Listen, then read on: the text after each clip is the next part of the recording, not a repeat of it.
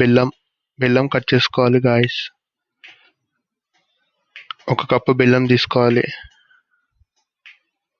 1 cup బెల్లం తీసి పెట్టుకోవాలి. 1 కప్పు నువ్వులు తీసుకోవాలి.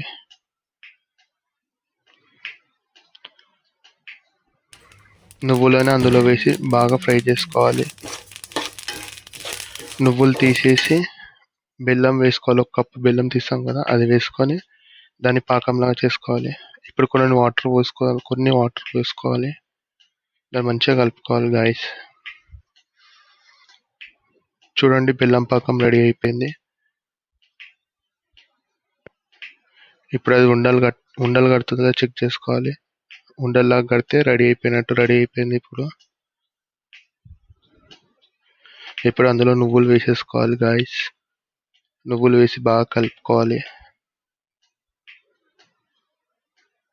చూడండి, కలుపుకున్నాను. ఒక 5 మినిట్స్ పక్కకు పెట్టుకోవాలి. ఇప్పుడు వాటర్ అద్దుకొని చేతులకి అవి లడ్డూల్లాగా చేసుకోవాలి గాయస్. చూడండి, వాటర్ అద్దుకున్నాక లడ్డూల్లాగా చేసుకోవాలి. ఆ లడ్డూల్లాగా చేసుకొని